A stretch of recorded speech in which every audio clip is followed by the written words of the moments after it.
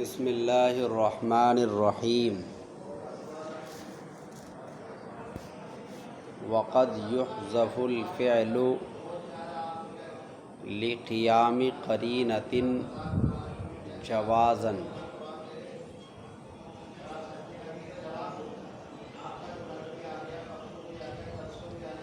اور کبھی کبھی فعل کو حذف کر دیا جاتا ہے قرینے کے قائم ہونے کے وقت۔ یہ لام وقتیہ ہے، تو لام کا ترجمہ ہم نے کیا وقت،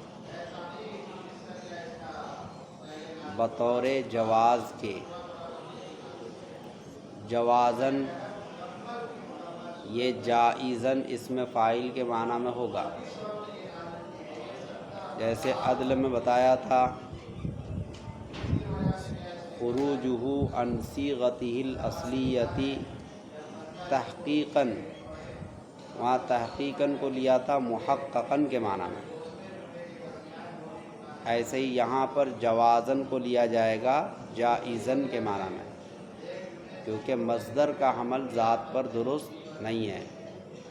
مصدر کا حمل یہ ترکیب میں صفت ہے اور اس سے پہلے موصوف محذوف ہے، حذفاً جائزاً۔ سمجھ میں آئی بات؟ تو مصدر کا حمل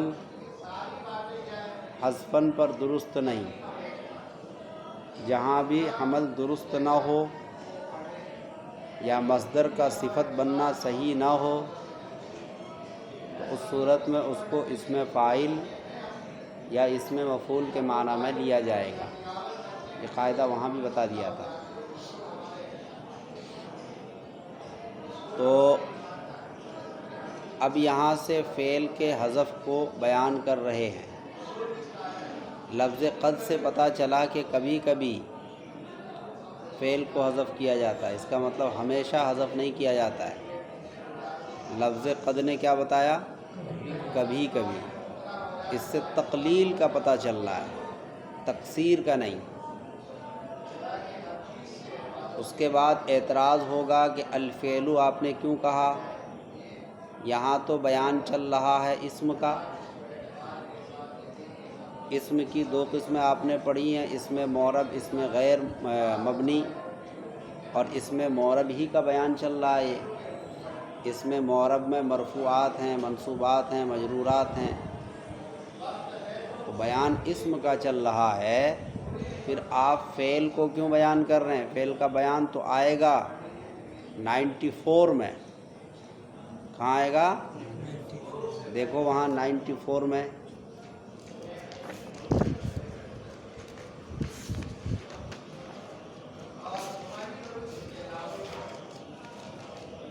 ہے، 94 میں دیکھو نیچے لکھا الفعل ما دل،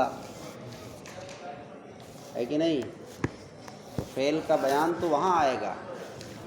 آپ نے یہاں پر کیوں کہا کہ فعل کو حذف کیا جائے گا؟ یہاں تو اسم کا بیان چل رہا ہے۔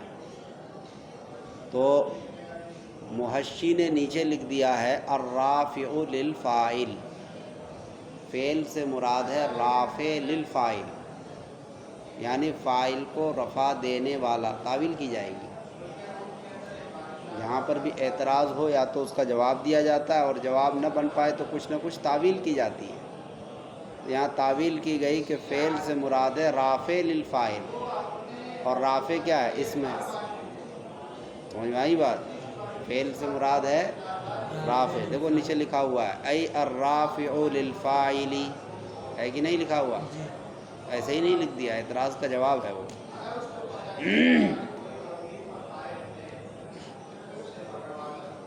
تو کبھی کبھی فعل کو حذف کر دیا جاتا ہے بطور جواز کے۔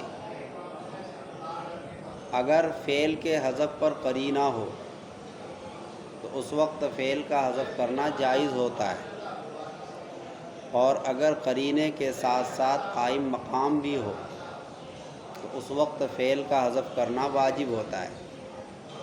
قرینہ ہم نے آپ کو بتا دیا، قرینے کی تعریف کیا ہے؟ جو بلا وضع مراد متکلم پر دلالت کرے۔ قرینے کی تعریف کیا ہے؟ یعنی اس کو وضع نہیں کیا گیا ہے اور متکلم کی مراد کو بیان کر دے بغیر وضع کے. سمجھ میں آئی بات؟ سیاق و سباق سے پتہ چل جائے. تو قرینہ جو ہوتا ہے کبھی سوال محقق ہوتا ہے اور کبھی سوال مقدر ہوتا ہے. قرینہ جو ہوتا ہے کبھی سوال محقق یعنی سوال لفظوں میں ہوتا ہے. محقق کا مطلب لفظوں میں ہونا.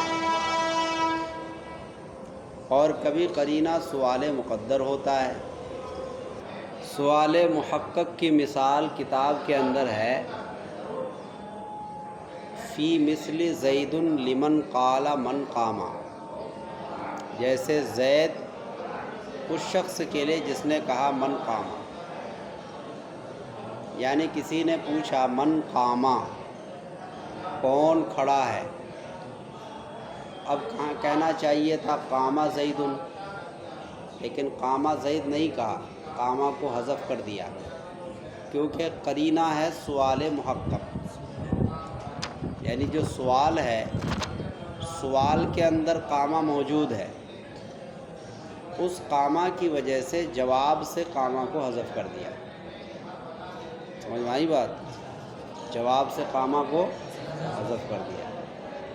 یہ تو ہوا سوال محقق کی مثال، یعنی قرینہ لفظوں میں سوال کے اندر موجود ہو.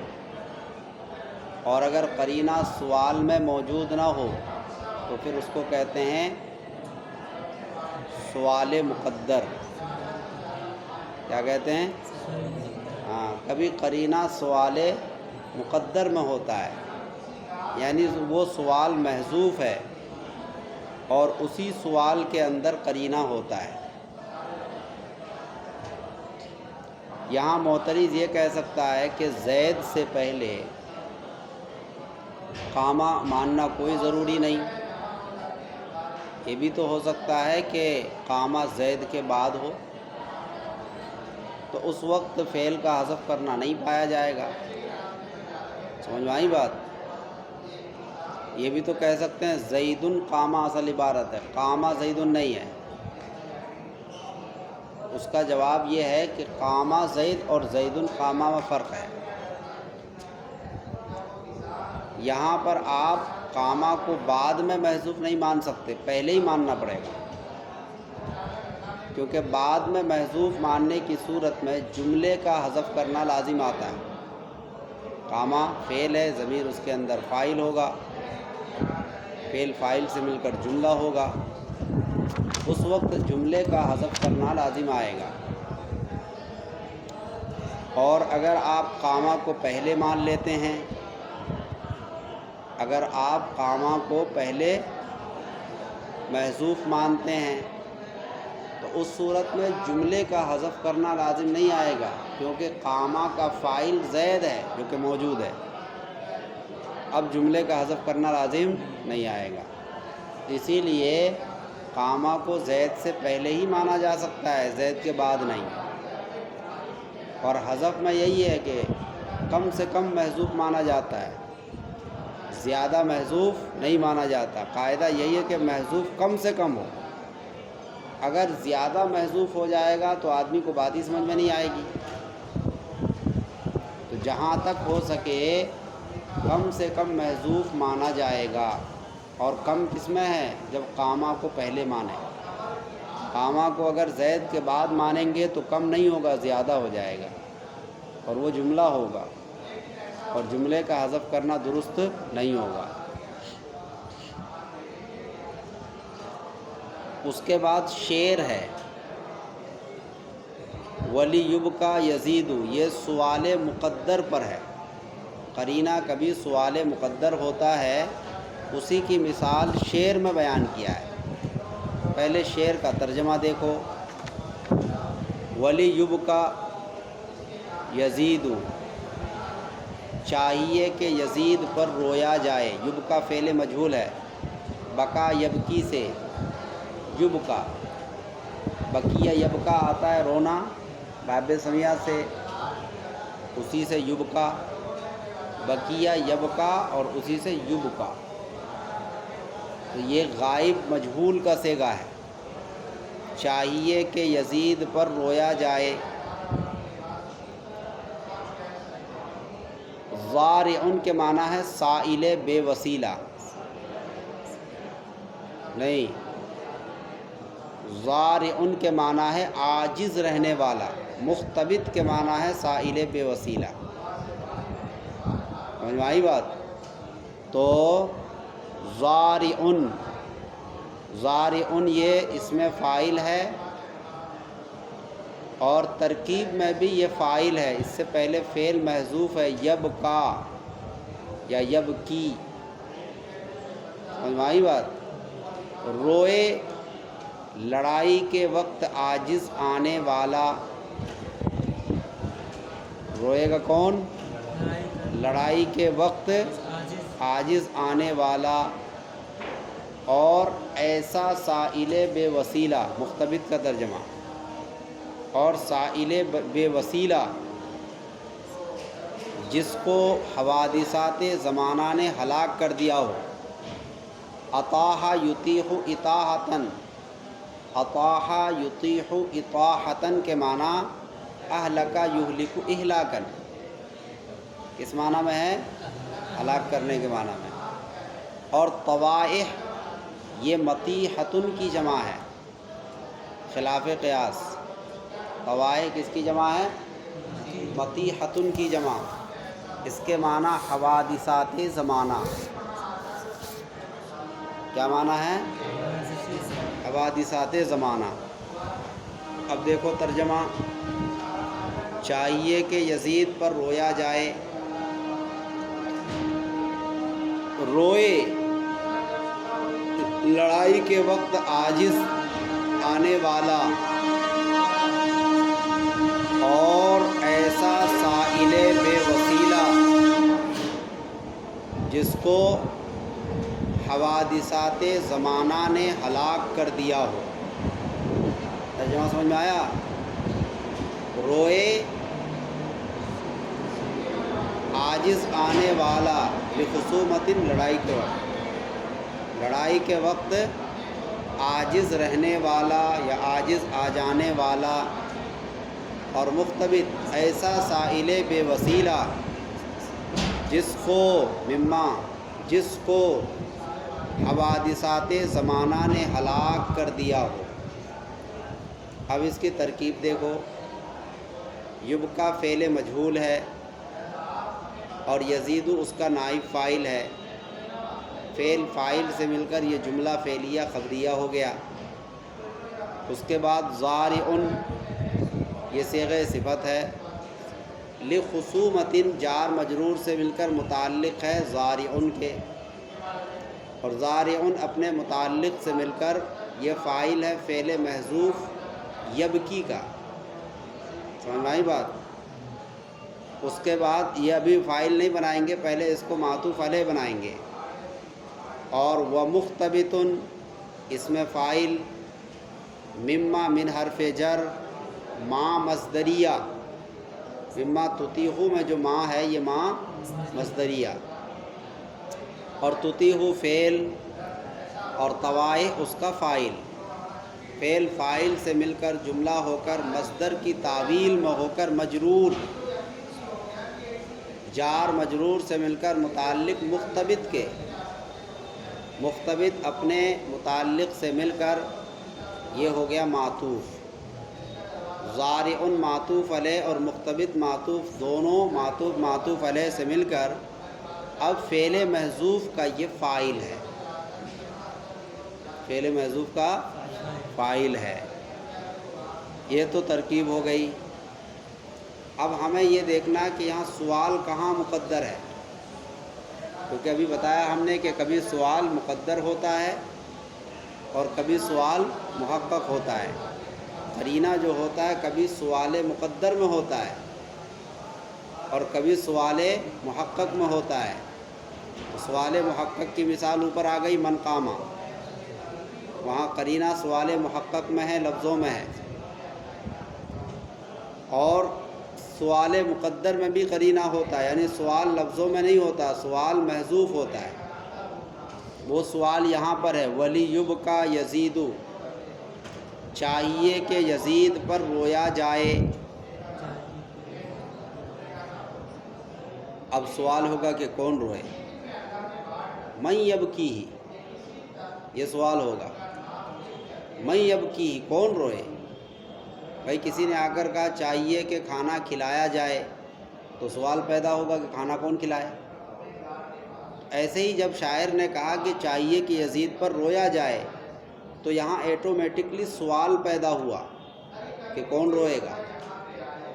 وہ جو سوال ہے وہ ہے من یبکیہ، یہی سوال یہاں پر مقدر ہے۔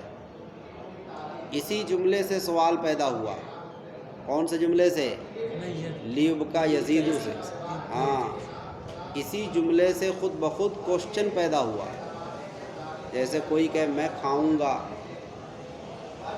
میں کھلاؤں گا، ایک مثال، تو ایٹومیٹک یہاں سوال پیدا ہو سکتا ہے کہ کس کو کھلاؤ گے۔ ایسے ہی جب یہاں کہا جا رہا ہے کہ یزید پر رویا جائے، تو یہاں سوال پیدا ہوگا بھائی کون روئے گا؟ تو کون روئے گا اسی کو آپ عربی بنا دو، من یبکیہ، یہی سوال یہاں مقدر ہے، اور یہی سوال مقدر قرینہ ہے۔ چونکہ سوال مقدر میں یبکی فعل آ گیا، تو اب اس سے پہلے ضارعن سے پہلے یبکی آنا چاہیے تھا، کیونکہ ضارعن اس میں یہ فاعل ہے اور اس کا فعل یبکی کیا ہے؟ محذوف ہے۔ اس فعل کو کیوں حذف کیا؟ کیونکہ سوال مقدر میں من یبکی کے اندر یبکی آ گیا، اس لیے اس یبکی کو حذف کر دیا۔ سوال مقدر میں جو من یبکی ہی ہے تو یبکی آ گیا نا، اس یبکی کی وجہ سے یہاں جو یبکی آنا چاہیے کس سے پہلے؟ ضارعن سے پہلے، یبکی ہی ضارعن لخصومت، اصل عبارت یہ ہے یبکی ہی ضارعن لخصومت، اس سے پہلے فعل محذوف ہے، اسی کا ہم نے فاعل بنایا، ترکیب میں فاعل کس کا بنایا؟ وہی فعل محذوف کا۔ تو اس فعل کو کیوں حذف کیا؟ کیونکہ سوال مقدر میں قرینہ موجود ہے، اور وہ قرینہ یبکی فعل ہے۔ سوال مقدر میں قرینہ موجود ہے، اور وہ قرینہ کیا ہے؟ یبکی فعل۔ جب وہاں یبکی آ گیا تو اب یہاں دوبارہ ذکر نہیں کریں گے۔ یہ ہے سوال مقدر کی مثال۔ آئی بات سمجھ میں؟ جوازن کی دو صورت ہو گئی، کبھی حذف کیا جاتا ہے بطور جواز کے، کبھی بطور وجوب کے، اور جواز کی دو قسمیں بتائی کہ قرینہ کبھی محذوف ہوتا ہے، سوال مقدر میں ہوتا ہے، اور کبھی قرینہ سوال محقق میں ہوتا ہے۔ یہ دونوں مثالیں آپ کے سامنے آ گئیں۔ اب آگے ہے ووجوباً، کبھی کبھی فعل کو حذف کر دیا جاتا ہے قرینے کے قائم ہونے کے وقت بطور وجوب کے۔ میں نے بتایا تھا کہ جب قرینے کے ساتھ ساتھ قائم مقام بھی ہو تو اس وقت فعل کا حذف کرنا واجب ہوتا ہے۔ اب یہاں دیکھیں قائم مقام کیا ہے، مثال دی ہے وَإِنْ أَحَدٌ مِّنَ الْمُشْرِكِينَ اسْتَجَارَكَ، دیکھو یہاں ان شرطیہ ہے، یہ ان کیا ہے؟ ان شرطیہ ہے، اور ان شرطیہ فعل پر آتا ہے۔ کس پر آتا ہے؟ فعل پر۔ اس سے پتہ چلا کہ یہاں فعل محذوف ہے۔ ان شرطیہ کا ہونا یہ قرینہ ہو گیا، یہ قرینہ ہو گیا کہ یہاں فعل کیا ہے؟ محذوف۔ اس کے بعد آگے ہے استجارکا، یہ استجارکا فعل اس فعل محذوف کا قائم مقام ہے۔ اس فعل محذوف کا یہ دوسرا والا فعل کیا ہے؟ قائم مقام ہے۔ وہاں عبارت ہے وَإِنِ اسْتَجَارَكَ أَحَدٌ مِّنَ الْمُشْرِكِينَ اسْتَجَارَكَ، اس کو حذف کر دیا، اور اس کے حذف کرنے کی وجہ سے ابہام پیدا ہو گیا، تو ابہام کو دور کرنے کے لیے مفسر لائے۔ کیا لائے؟ مفسر۔ مفسر تو پہلا والا ہے، کیا لے کر آئے؟ مفسر، جو تفسیر کرنے والا ہے۔ سمجھ میں آئی بات؟ تو یہاں دیکھو قرینہ ہو گیا ان شرطیہ، اور قائم مقام ہو گیا ان استجارہ کا، لہذا یہاں سے فعل کا حذف کرنا واجب ہے۔ اگر آپ فعل کو حذف نہیں کریں گے تو خرابی لازم آئے گی۔ خرابی یہ ہوگی کہ مفسر اور مفسر کا اجتماع ہو جائے گا۔ کیا خرابی ہوگی؟ ہاں، تو ہر جگہ مفسر اور مفسر کا اجتماع ناجائز نہیں ہے۔ جہاں پر ابہام کو دور کر رہا ہو وہاں ناجائز نہیں ہوگا۔ جیسے کسی نے کہا جاءنی رجل، میرے پاس ایک آدمی آیا، آدمی میں ابہام ہے، پتہ نہیں کون سا آدمی آیا۔ اب اس نے بعد میں کہا ای زید، یعنی زید آیا، تو دیکھو یہاں مفسر کون ہے؟ رجل۔ مفسر کون ہے؟ زید۔ یہاں مفسر اور مفسر کا اجتماع ہے، لیکن یہ جائز ہے، اس لیے کہ یہاں مفسر کے ابہام کو دور کر رہا ہے۔ جہاں ابہام کو دور نہ کر رہا ہو، سمجھ میں آئی بات؟ ابہام کو دور کرنے والی کوئی چیز نہ ہو تو وہاں پر اس کا حذف کرنا ناجائز ہوگا۔ سمجھ میں آئی بات؟ تو یہاں پر فعل کو حذف کر دیا تاکہ مفسر اور مفسر کے درمیان کیا نہ ہو؟ اجتماع نہ ہو۔ یہاں قرینہ بھی ہے، ساتھ ساتھ کیا بھی ہے؟ قائم مقام بھی ہے۔ اس کے بعد وقد یحذفان معا، اور کبھی کبھی دونوں کو حذف کر دیا جاتا ایک ساتھ، یعنی فعل اور فاعل دونوں کو، فعل کو بھی ساتھ ساتھ فاعل کو بھی، دونوں کو حذف کر دیا جاتا ہے۔ کہاں؟ نام جیسی مثال میں۔ نام جیسی مثال میں کیا کیا جائے گا؟ فعل اور فاعل دونوں کو حذف کر دیا جائے گا۔ یہاں صرف قرینہ ہے، قائم مقام نہیں ہے، تو یہ کیا ہوگا؟ حذف جواز یا حذف وجوب؟ یہ حذف جواز ہوگا، کیونکہ حذف وجوب وہاں ہوتا ہے جہاں قرینہ کے ساتھ ساتھ قائم مقام بھی ہو۔ آئی بات سمجھ میں؟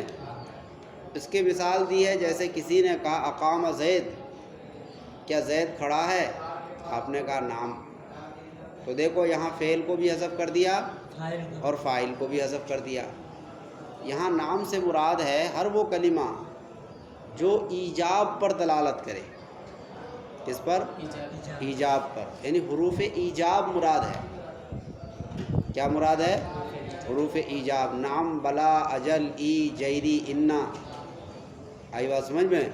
اگرچہ ان سب کے استعمالات الگ الگ ہیں، الگ الگ اعتبار سے الگ الگ جگہوں میں استعمال ہوتا ہے، تو یہاں صرف نام ہی مراد نہیں ہے، بلکہ حروف ایجاب جہاں جواب میں آئے وہاں پر فعل اور فاعل دونوں کو حذف کیا جا سکتا ہے۔